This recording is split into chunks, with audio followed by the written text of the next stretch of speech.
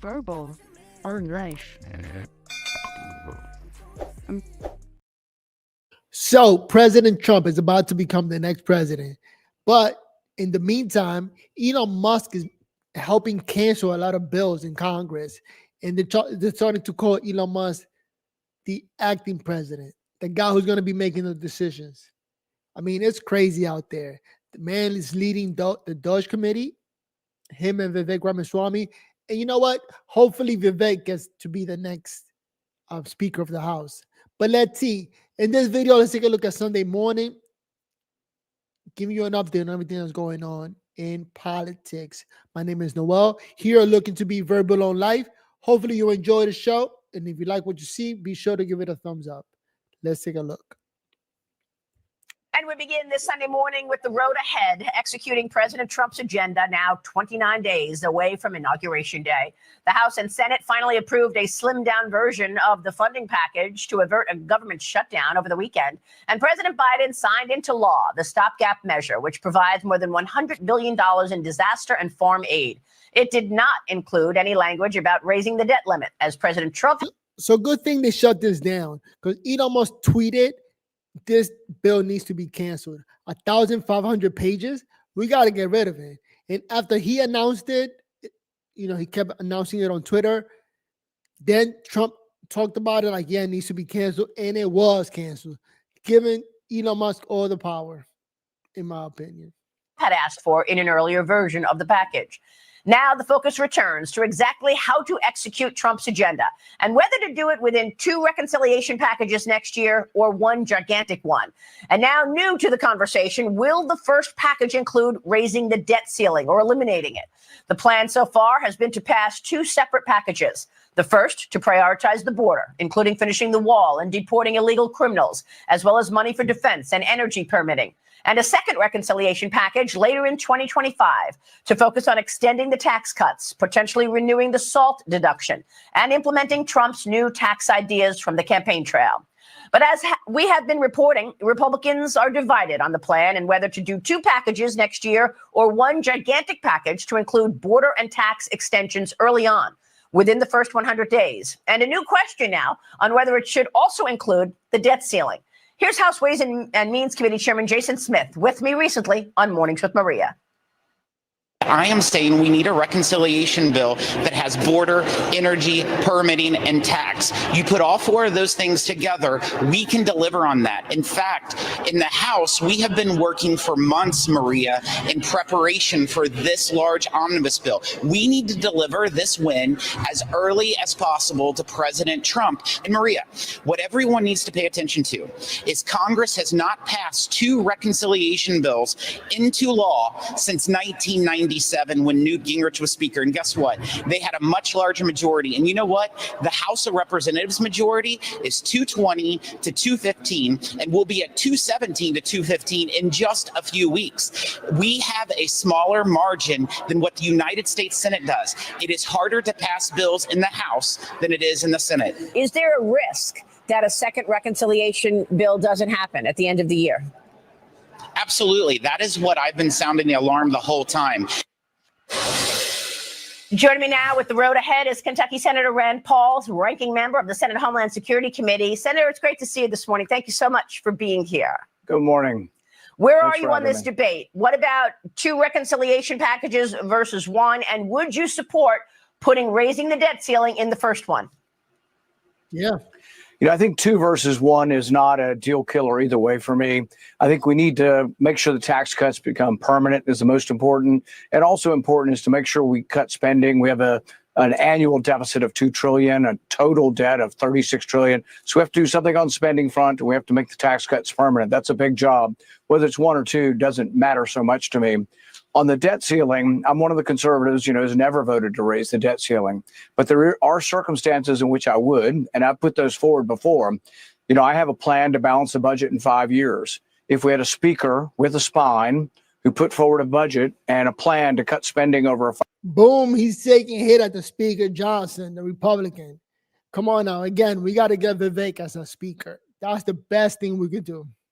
5-year period to balance the budget, I'll vote to raise the debt ceiling because you still have to add debt during that 5 years.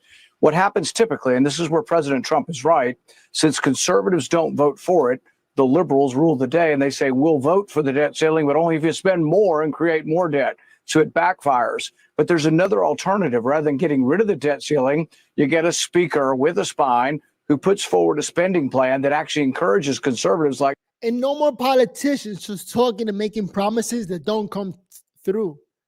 So that's why we got to get a speaker that's not really a politician at heart, like Vivek. Vivek is a business owner. The man has $1 billion country. And Elon Musk. Elon Musk, I think, is too busy right now. He got too many companies going on. But a Vivek who's looking to be the next president or a president eventually, he should be the next speaker. Like myself and some members of the Freedom Caucus to join on, and we will support raising the debt ceiling, but only if you reform government. You have to reform government.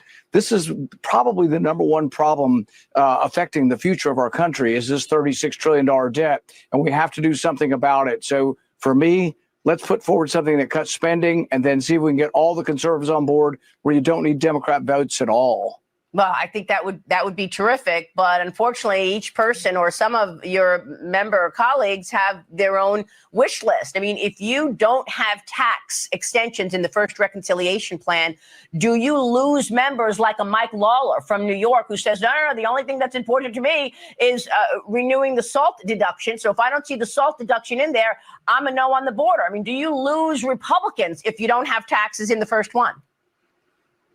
Well, see, this is sort of the thing is who has the guts to follow through and who doesn't. So Speaker Johnson was faced with, he had to give $30 billion more in subsidies to big agricultural businesses and farms. He did it because some big spending Republicans wanted it. And yet I would have stared them down and said, okay, vote no. Vote no, because we're not going to give more subsidies amidst a $2 trillion deficit. We're not going to give more subsidies and see what happens. So, I think you need strength in a speaker, somebody who can put forward something that actually is going to change the course. I can tell you, if we add $8 trillion in this next administration of debt, people will be frustrated. We have to do a better job on spending. And that, things like this, most people don't understand. But now, because of inflation, gas prices are going up, egg prices are going up, like grocery prices are going up. Now people are starting to really understand what does it even mean that the country's in debt. How does that affect me? So we got to get these politicians out the way because the politicians are good at making promises. They know they're there only for a little bit. Financially, they're good, so they could care less of taking on more debt. So in my opinion, we got to root for Vivek to become the Speaker of the House. Little difficult, but if we get everything or everybody to vote for this man, we will see the change. And that's what we need to see, the change. That means fiscal conservatives like myself and others will continue to stand up on principle because we're afraid we're going to destroy the country. We're afraid they're going to destroy the currency. We're afraid that we're getting to a cataclysmic point. So security's running out of money. Medicare is running out of money. Somebody has to stand up and say, enough's enough. We don't have any more money. Talking about running out of money, but this is just simple algebra, simple math, things that can be done so it doesn't happen. But they're pretending that they don't have the answer. We don't know what to do. All these college educated economists and intellectuals, they know what's up. They know what can be done, but just don't do it, not to lose any vote or not to be unelected.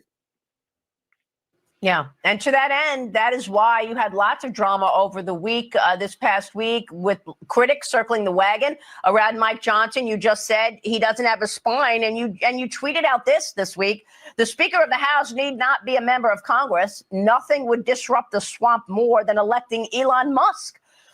Think about it. You write, nothing's impossible, not to mention the joy at seeing the collective establishment, a.k.a. the Uniparty, lose their ever-loving minds. Were you serious about this, considering Elon Musk for Speaker? It might have been a little tongue-in-cheek. I think Elon's got some important stuff to do, building rockets and making Teslas. But I do appreciate his input, and he has changed the debate. He's drawing attention to the things I've been talking about for a decade, the waste. Tomorrow we'll be celebrating festive. But Vivek, the man who actually tried to run for president, the actual American that was born in this country, he will be willing to take it because he got to increase his reputation. He got to let the people know who he is and what he's about.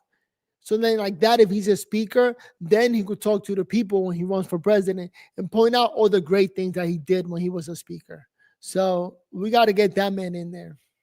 Of us, the made up Seinfeld holiday. But in that, we will be talking about a lot of the waste we've talked. I mean, ridiculous, crazy things. For example, $760 million spent at the NIH on diversity, equity, inclusion. I thought they were studying science over there. Nope, it's about race. That's crazy. $600,000 to discuss why there are microaggressions among obese Latinx. What does that even mean? Even Latin American people think Latinx is a stupid term. These are people who can't figure out their gender, Latinx, who are fat, who are having microaggressions against each other. This is more like a school activity to call somebody Latinx. Hey, let's use Latinx so we could include everybody. Wrong. For years, we've been Latinos and Latinas, and that's it. More and more people are pushing back, and it just needs to continue happening. People pushing back. So I'm Hispanic. My name is Noel. Here at Verbal on Live. If you like the video, give it a thumbs up. And I am a Latino. This is the insanity. This is why we can't rest until we cut spending, and we can't just raise the debt ceiling without actually cutting spending. Yeah, I look forward to your list tomorrow on this Festivus holiday, the made-up holiday, where you're going to come up with all of that. That's incredible, that list that you just gave us right there. But, Senator, are you saying you'll support Mike Johnson, or you're not supporting Mike Johnson? Do you have somebody else in mind that you want to see as Speaker? Well, I don't get a vote because I'm in the other body, but I would say that I did get one vote about 4 years ago. I got one vote for Speaker. I think Donald Trump has gotten a couple of votes for Speaker. I think it's good to mix it up and let them know we are not happy with the job they're doing. And now the best way for the public to get a vote is for Elon Musk to tweet who he thinks should do it, or Vivek should tweet, and then have all the people online agree or disagree with that appointment. That's the best way to get people's responses. And then, I'll call to the Congress or to the Senate, let them know who they think. Really, someone just has to. People at home say, well, why don't we control the power of the purse? We elected Republicans. Why don't we have the power of the purse? And people say, well, the Democrats control the Senate. So I say, well, what does that mean? We have 50% of the power of the purse. No, I think we exercise zero, because they're so afraid of shutdown, so afraid of Democrats. They pre-decide, they pre-negotiate with themselves. They give Democrats everything they want. We should stand firm, and the House should put forward a budget that balances. The Democrats put forward an exploding budget, and somehow you come to a compromise. Instead, Republicans in the House, the Speaker, give up in advance, give the Democrats everything they want, and the continuing resolution didn't do anything to curb spending. We added $330 billion in spending just this last week in Congress. I voted against it, but the Speaker went along with it. Senator, we live in chaotic times, and this thing needs to get fixed, because I don't know why I feel like the people in Senate and Congress, they wait for the thing to get really horrible, like last minute, we got to fix it now. And then that's when they try to get it fixed, instead of doing it now before it gets to that point. They just let things add up. Real quick before you go, are you going to be supporting all of President Trump's nominees for his cabinet? Yes. I couldn't be happier with his nominees. I couldn't have picked better. I mean, some of them are people exactly I would have picked. Marty McCary at FDA, Jay Bhattacharya at NIH, Bobby Kennedy, Kash Patel, Tulsi Gabbard. I mean, just the list goes on and on. Pete Hegseth, good people. And yes, the vast majority I will support. On day one, we'll try to get Kristi Noem through Department of Homeland Security. Russ Vogt for OMB. We're going to work hard to get, I think in the first week, you'll have a half a dozen of them approved in the first week. I will control one committee, and that committee I pledge to get them through as quickly as possible. All right. We'll be watching your work, Senator. Great to see you this morning. Thank you, sir. Thank you. All right. Merry Christmas to you. And now this. These Chinese manufactured drones allow for the CCP, the Chinese Communist Party, to access data in a backdoor manner and ultimately surveil Americans. You are basically sacrificing our national security in the name of buying more inexpensive drones. And in the process, you're preventing a domestic drone industry from getting stood up. So you know what? Is this psyop or psychological warfare, trying to distract us from something else that's happening in life. Because the drones, Trump already came out and said that the federal army, they know what this is. Like the federal government know what's up. Otherwise, it would have shot it down. You can't let foreign entities or people from other country put a bunch of drones out that could hurt people, that could blow up cities. That's not allowed. So what are they doing? Scaring the hell out of people with all these drones. And that's Congressman Raja Krishnamurti, a ranking member of the House Select Committee on China, with me here last weekend on the U.S. buying drones from Chinese drone maker DJI and using those drones in the U.S. military. The China-based company accounts for more than 90% of the global consumer drone market, according to MIT Technology Review, as the New York Post is reporting that at least 17 military bases near farmland owned by China have seen a surge in drone sightings across the U.S. over the last several weeks, with House Foreign Affairs Committee Chairman Congressman Michael McCaul saying these unidentified drones are at. And by the way, that looks like a plane. Just a regular plane with lights on that everybody can see. The camera's looking at it.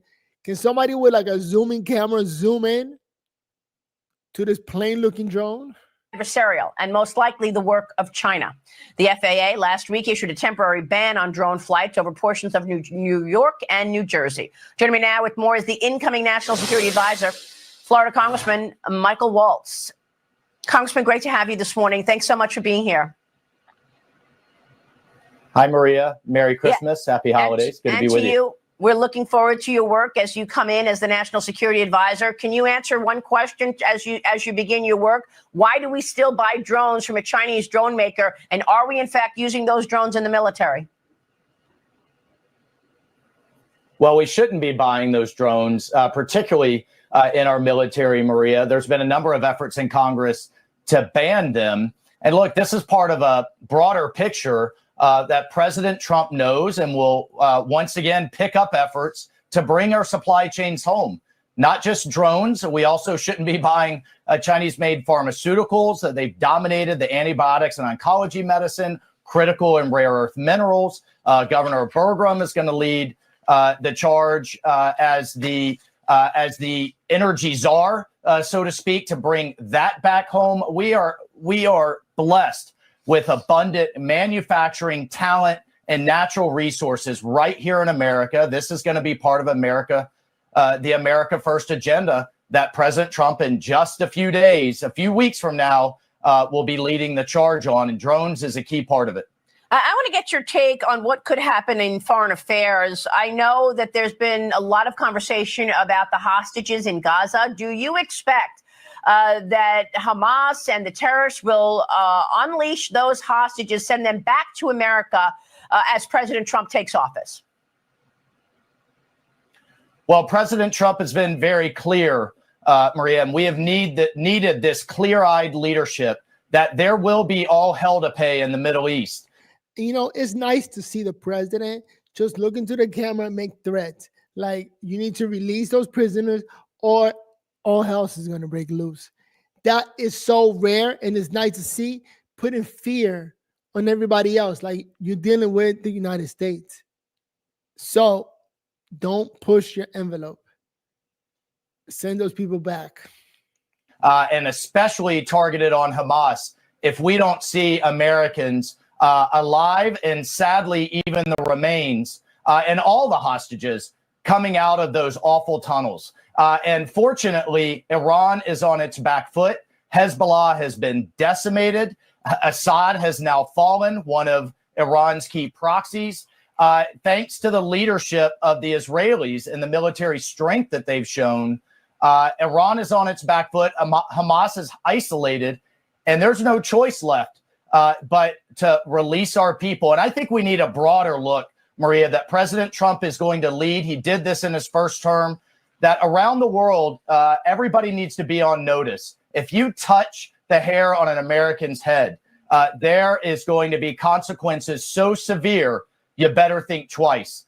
Because unfortunately, for too long, there's been nothing but upside for taking. Yeah, can you imagine Biden doing that, or the current administration putting out those threats?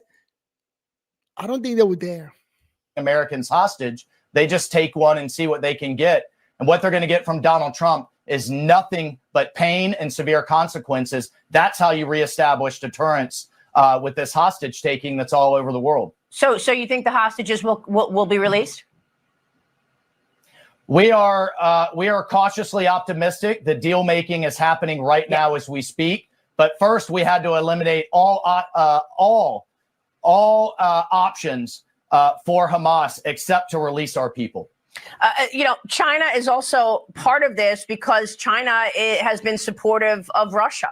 And, China continues to undermine the United States. I want to get your take on this most recent undermining in our telecom companies, Salt Typhoon. Tell me how significant that is and what you'd like to see happen once you're in place in terms of undermining America through that avenue of telecom. Yeah, Maria, this has been a massive penetration of our all of our telecom companies by Chinese-backed hackers that can essentially listen to anyone and everyone they want. And this is part of the tsunami of hacking that we have been under from China, from Russia, from Iran. And look, we have to stop trying to just play better and better defense. Back in the Cold War, when we saw the Soviets building up their missiles, we just didn't build better and better defenses. We built an offensive capability that they respected, that they knew could be unleashed on them. And therefore, you change behavior and restored stability. It's nice that Trump, you got to give him props. He's showing our offense capability and what we can do. Do not test him as the number one thing that is being sent out to everybody. So we're going into some great times. Isn't it nice to be alive?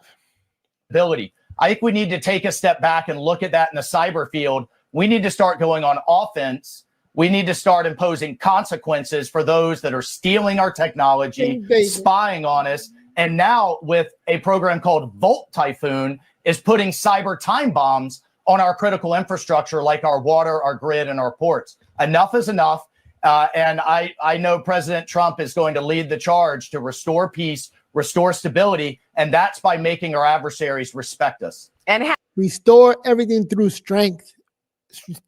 how will you work with your colleagues in a whole of government approach on this? You wanted to say something about Tulsi Gabbard, about Pete Hegseth. Tell me about that. Do you have confidence that they will be approved and confirmed? Everybody got to get approved. So like that, January 20th come around, they're ready to go. The whole team is on board. So we got to get that done. And whoever doesn't approve or give the thumbs up, yeah, they got to get primaried out. Like, what are these people doing? Why are they delaying the inevitable? Maria, President Trump is putting an amazing team out there. And I've worked with a number of them personally. I've worked with Tulsi Gabbard on the Armed Services Committee, where we have to pass a defense bill to support our troops every single year. Huge issues, everything from healthcare for our soldiers to PTSD to what weapon systems they have.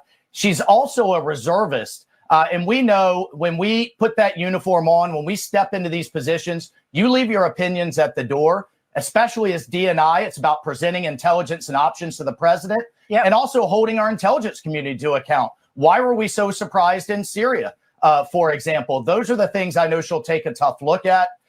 And I just couldn't be more supportive and encouraged and excited about who I'm going to get to work with to further President Trump's agenda. All right, we will leave it there. Great to talk with you, incoming National Security Advisor Michael Waltz. Thank you, sir. We wish you the best. Thank you so much. All right, thank you. Quick break, and then my special exclusive sit-down with the Archbishop of New York, Cardinal Timothy Dolan. I met His Eminence at New York's historic St. Patrick's Cathedral, where he gave me a sneak preview of the message he'll be offering during midnight mass on Christmas Eve, Tuesday night. But first, incoming White House Press Secretary Caroline Leavitt is here on President Trump's plan to boost the economy and secure the border.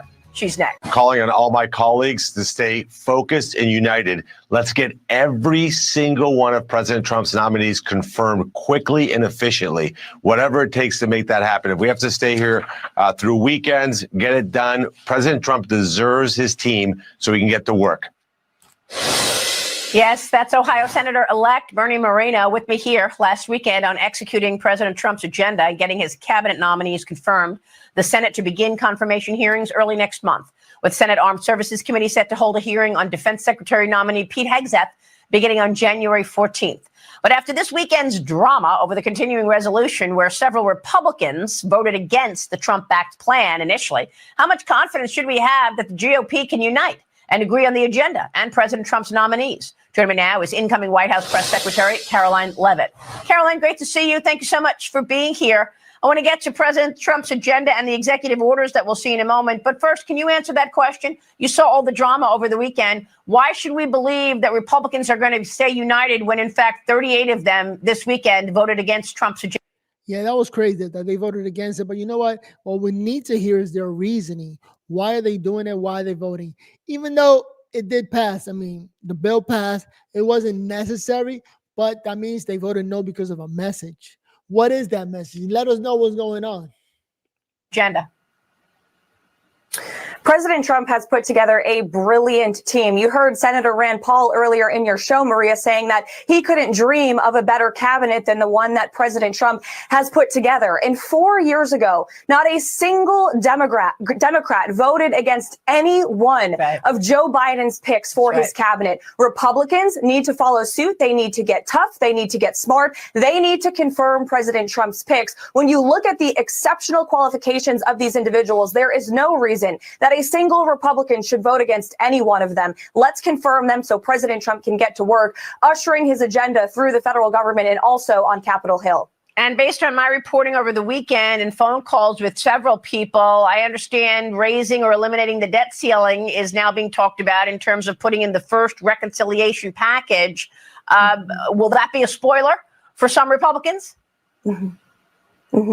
Well, it shouldn't be, because it's a fantastic idea and President Trump is in full support of it, as he has expressed in recent days. Look, the continuing resolution that passed happened because of President Trump. It includes critical aid for our farmers, critical aid and disaster relief for our fellow Americans who were impacted by Hurricane Helene. But as soon as Republicans return to the Hill in January, they have to deal with the debt ceiling. This is the last tool in Senator Schumer and the Democrats' toolbox to try to obstruct President Trump's America First agenda. The American people reelected President Trump with a resounding mandate because they want him to take monumental action to secure the southern border, to expedite permitting, to unleash the might of our American energy industry, and to restore peace through strength abroad. We can only do that if we get rid of the debt ceiling. President Trump is in strong support of that, and Republicans need to get behind it. Peace through strength, man. It just sounds great. It sounds strong. Like somebody's in charge, not a whole department, not a swamp, but one person is in charge like it's supposed to be. Understood. Can you talk to us a bit about President Trump's plans in the first few days? On day one, for example, how many executive orders is he planning? Well, President Trump isn't even back in the Oval Office yet, and we're already seeing the Trump effect. Small business optimism, Bitcoin, the stock market have all surged since the November 5th election. You saw the CEO of SoftBank announcing a $100 billion investment in AI, critical infrastructure, and jobs here at home. And it's not just at home. We see the Mexican president is now slashing cartels on their way to the southern border in caravans. You see Canadian Prime Minister Justin Trudeau flew to Mar-a-Lago in about 15 minutes when President Trump threatened tariffs. They just unveiled $1 billion border plan to secure our northern border. So President Trump is already acting as the president. He's already taking steps to make real change for the American people. But as for executive action on day one, yes, he will use the power of his pen to deliver on many of the promises he made to the American people on the campaign trail to secure the southern border, to fast track permits for fracking, for drilling, and to also take executive action to stop some of the transgender insanity that we have seen take over this country. I think the American people are going to be pleased with what they see from President Trump within mere minutes of his return to the Oval Office. You know, we're talking so much all morning about the first reconciliation package being about the border, because I understood that you didn't have the votes to get the border bill through from Democrats and others. And so you have to do it through reconciliation. What are the executive orders that you're expecting on day one regarding the border? Well, securing the southern border, perhaps looking. They keep talking about how expensive it is to secure the border and to deport all these people.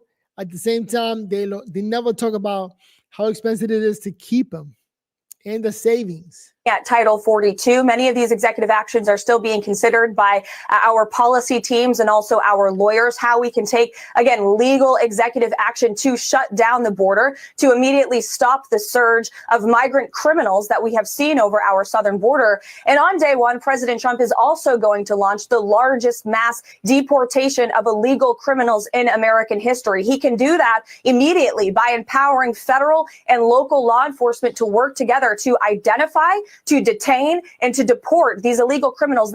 This should be like a movie. It's going to be a movie, a 2025 movie. When all these people get deported, they're going to have cameras and record all these planes taking off and all these people being shipped into the plane and taken back to their countries. I can't wait for that time. Hope to be alive.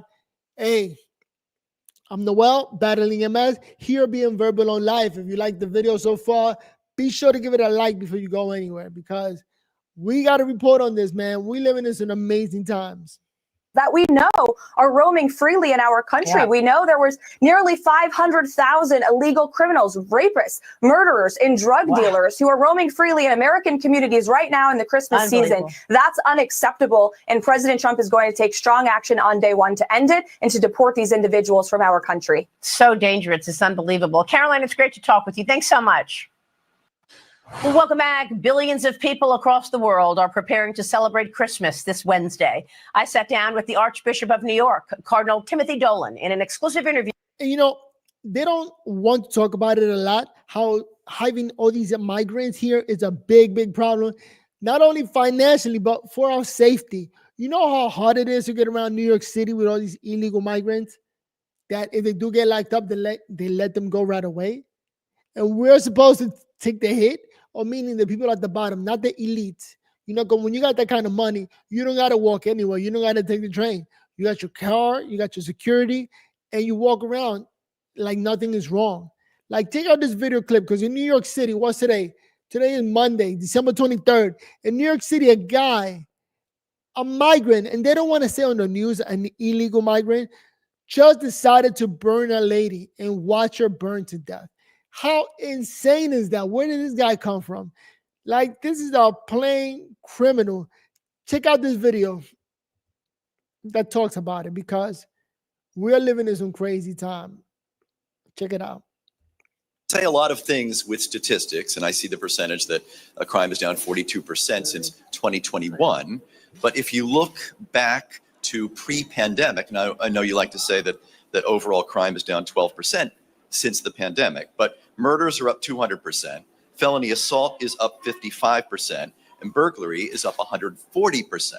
So are you saying that this is progress? Are you talking about statewide, city, or subway? No, crime in the transit system. I'm sorry, Governor. Yes, crime in the subway system. Okay, want to answer that? Police make an arrest in connection to the horrific attack on a New York City subway. The NYPD says a woman was sleeping on the train this morning before she was deliberately set on fire by another passenger. The woman, who is yet to be identified, has died. How insane is this, man? He just said a woman was lit on fire that was just sleeping on the train. Like, New York City, the city that we all love, but when something like this happens, that's just sending out a message like, what is the government doing for us? Why are we not dealing with all these illegal migrants? That's, again, insane. The cost is nothing compared to our safety. Let's listen. This is what... Wait, let me reload it again. Say a lot of things with statistics, and I see the percentage that crime is down 42% since 2021. But if you look back... All right, I'm trying to make this video a little bigger. Bear with me. All right, here we go. Back to pre-pandemic, and I know you like to say that overall crime is down 12% since the pandemic, but murders are up 200%, felony assault is up 55%, and burglary is up 140%. So are you saying that this is... She got to talk, and all the Democrats got to talk with the facts. I'm glad that reporter is hitting her with facts. The fact is, you may not see the crime because you're in your elite house, not out there having to survive, but check out the facts. Progress? Are you talking about statewide, city, or Oh, no, subway? crime in the transit system. I'm Okay. sorry, Governor. Yes, crime in the subway system. Okay. Want to answer that? Police make an arrest in connection to the horrific attack on a New York City subway. The NYPD says a woman was sleeping on the train this morning before she was deliberately set on fire by another passenger. The woman, who is yet to be identified, has died. This is what authorities had to say on how technology played a factor in all of this. Today, you know what? Forget all the money in the world. Safety is number one. And something like this should scare the hell out of everybody. Like, why are these people roaming in the train? Why are we not investing money to get these people out, to secure our train system? Not only that, but secure our cities. His brutal murder was captured on one of those onboard train video cameras. It offered detectives immediately answers to questions that they had. What happened? It offered them images of the perpetrator. It allowed them to take those images and release them to the public. And it allowed the public to see something and say something. And that's why we're standing here now reporting that an individual is in. Yeah, now with camera, everywhere should be cameras in New York City. That's it. There's no such thing as a crime where nobody saw anything. Everybody sees everything. Custody. A person of interest is in custody. All right, guys, so we got to talk about an absolutely insane story out of New York City involving the subway system that seems to not be a very safe mode of transportation in the city nowadays, okay? Because you have migrants, including illegal immigrants, taking the subway, and also other criminals as well, too, and they're causing problems. And today we got to talk about a crazy story involving a migrant from Guatemala. And also, the train system in New York City is huge. Not only that, but it got heat. So all the illegal migrants, like if you're living on the streets, you could go down to the train system and sleep on the bench or sleep on the floor that got heat. That's how big the system is. And it's just difficult to put a bunch of cops out there to get those illegal migrants sleeping on the train out. So that's just giving people an answer where to go to sleep or to get housing. Who apparently entered the country back in 2018. We don't know that much about the individual yet, but what we do know is that he decided to randomly set some woman on fire that he didn't know who was sleeping on the subway, right? She's asleep with a blanket on, okay? Catching some Z's. This guy comes up with a lighter and just lights the blanket on fire and watches as the woman burns to death. He's just sitting there watching like a lunatic. And all of this is caught on camera. And the crazy part about this is that Democrats like Kathy Hochul, the governor of New York, was bragging just a few days ago about how safe the subway systems are, despite the fact that they had to place the National Guard on the subway. That's how bad crime had gotten in the subway, which, by the way, again, goes against the narrative that Democrats put out there in mainstream media that crime is down. Most certainly that's not the case, especially in New York City subways. But they were bragging about how safe the subways were before this. Although there has been a ton of instances in the subway system involving crime, violent crime, and it just doesn't seem like this is a safe mode of transportation. Also, on top of that, New York City just implemented congestion pricing in order to encourage people to take these unsafe subways through basically punishing them financially for driving into the city. So complete and total insanity here out of New York, out of a liberal city, out of a liberal state, as per the usual. So without further ado, let's get into it. And we just learned moments ago that there is now a person of interest in custody. News 4's Ida Siegel is outside of police headquarters in Lower Manhattan with those disturbing details tonight. Ida. Yeah, that's right, Rana. Police had a news conference just within the last 30 minutes. And in it, the police commissioner called this crime heinous and said she was glad that they do have a person of interest that is in custody at this hour. Take a look at the person.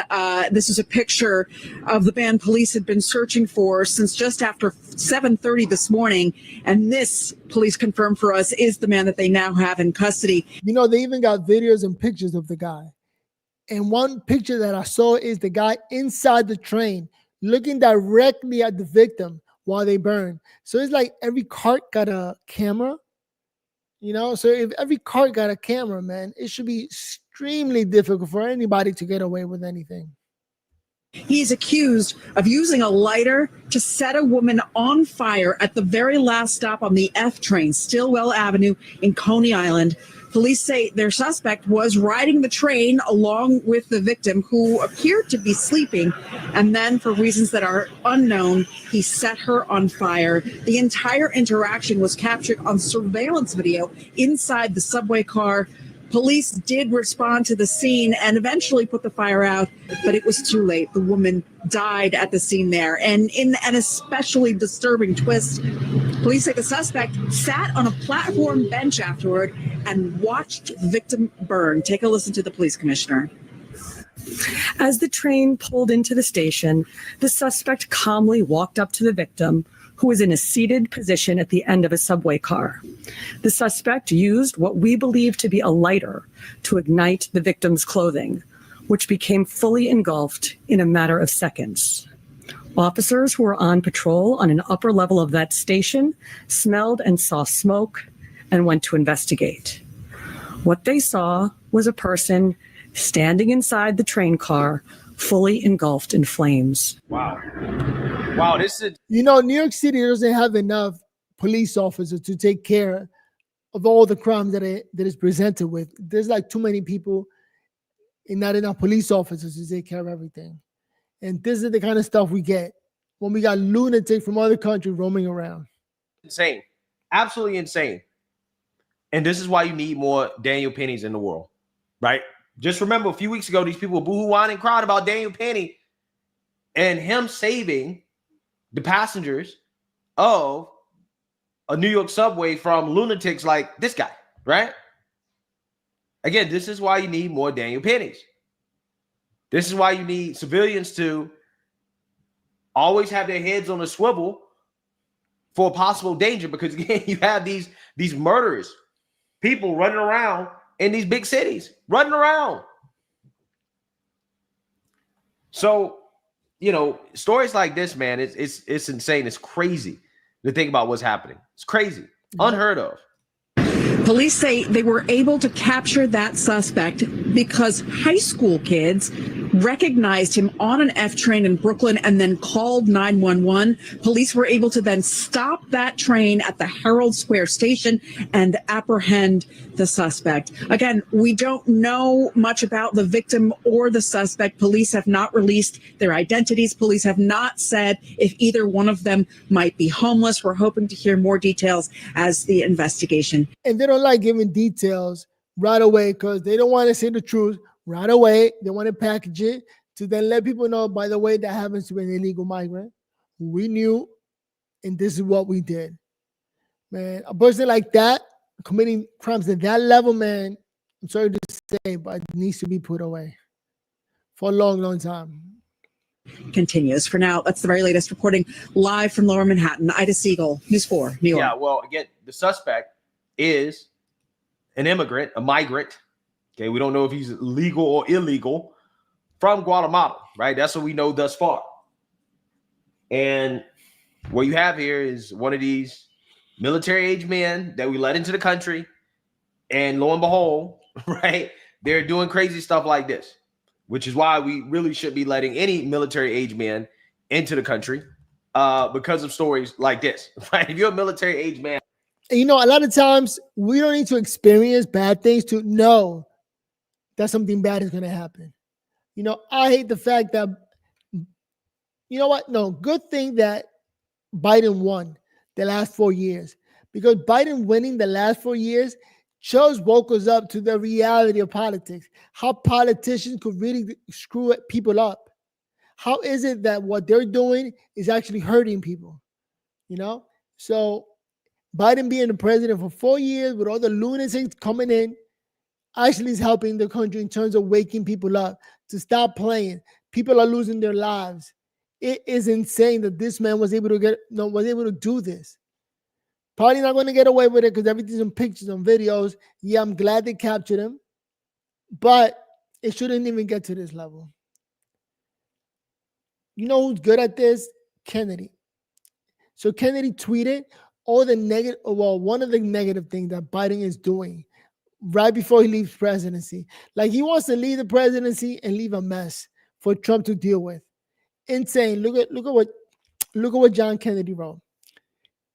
He wrote, "It's horrifying that President Biden has granted clemency to some of our nation's most notorious or more monstrous killers." Let that sink in. Do you understand that? He's granting clemency to killers. And most of the time, these killers are more likely to commit. And that's why they get reviewed. But now they're not going to get reviewed. They're just going to be granted clemency. Why would he do that? He wrote, "Their victims deserve better, and justice demands more." Here's an example of the vile murderers and rapists who are celebrating in their cells this morning. Also, he actually put down who are the vile people celebrating. Let's see. Okay, so number one, this guy got granted clemency. Chedrick Fawkes and Brandon Bashon broke out of prison and went on a 17-day cross-country criminal rampage.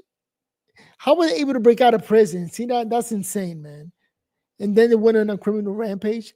They raped and murdered 19-year-old Samantha Burns and 44-year-old Elise Donovan. And Biden granted Fawkes and Braham clemency. How do they commit such heinous crimes and then let out? Insane. So, they're probably going to, they're already out if they are granted clemency. Let's see what happens next. What else do we have here? It's a guy named Marvin Gabriel.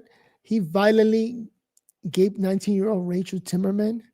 Before Rachel could testify in Gibson's trial, he kidnapped Rachel and her 11-month-old baby. Insane.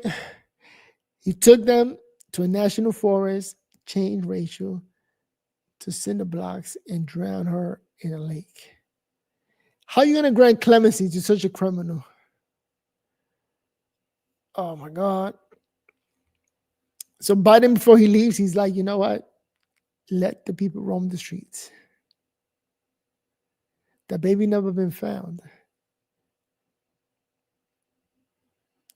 This is horrific. So you know what? I'm going to stop reading all these criminals, or a criminal that John Kennedy posted that were granted clemency. We are living in some crazy time, but let me know what you think. Comment down below. And my name is Noel, here at Verbal on Life, trying to provide information for you guys to be better informed. It's all about information and what you know. Let's be honest here. Be sure to give the video a like before you go anywhere. Ethan, I'm going to go out and walk my dogs. I got 2 little puppies that need to be walked. So I'm going to call my son to help me out with this. And here I am. I got this channel, building it up little by little. Hopefully, I get more likes, therefore it gets more views. But in order for me to grow the channel, while battling MS, I could still move my fingers and hands. I can still talk. Let me try to make the screen better. So I can still talk, move my hands and brains. The little bit I could talk, the little bit I can move around, well, then the more I'm going to put out there. Hopefully you like this video. It ain't that easy, but hopefully you find it informative enough to give it a thumbs up. And that's what I'm going to say there. Catch you on the next video. It is what it is. I got to do King David. I can't even say it right. King David. I don't know why I said that. Let's go.